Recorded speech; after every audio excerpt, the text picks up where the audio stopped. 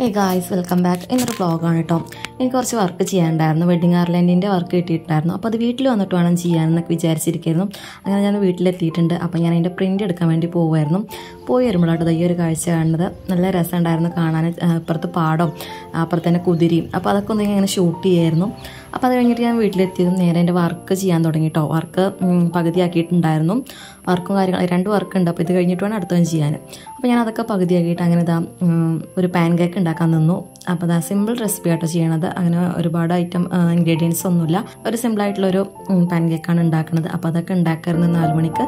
ഇതായിരുന്നു ചായൻ്റെ ഒപ്പം. അപ്പോൾ അതൊക്കെ ഉണ്ടാക്കുന്നുണ്ട്.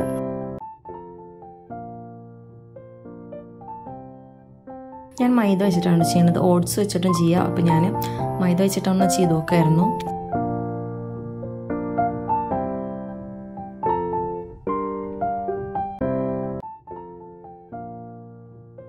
അപ്പോൾ നമ്മുടെ പാൻ കേക്കിൻ്റെ ബാറ്ററൊക്കെ റെഡി ആയിട്ടുണ്ടെങ്കിൽ നമുക്കൊന്ന് ചുട്ടെടുക്കാം. അതിൻ്റെ ഒപ്പം കോമ്പിനേഷനായിട്ട് ഞാനൊരു കട്ടൻ ഇടുന്നുണ്ട് കേട്ടോ. കട്ടന് ഇട്ട് പിന്നെ അതിൻ്റെ ഒപ്പം ഞാൻ ചെറുതായിട്ട് കുറച്ച് മാങ്ങ കൂടി ഒന്ന് കട്ട് ചെയ്ത് വെച്ചിട്ടുണ്ടായിരുന്നു കേട്ടോ. നല്ല രസമുണ്ടായിരുന്നു. മാങ്ങയും ഈ ഒരു പാൻ കേക്കും കോമ്പിനേഷൻ ചെയ്യാൻ നല്ല ടേസ്റ്റ് ഉണ്ടായിരുന്നു. നല്ല മധുരമുള്ള മാങ്ങ ഉണ്ടോ. അപ്പോൾ അതൊക്കെ കഴിച്ച് അങ്ങനെ ഇരിക്കുമായിരുന്നു.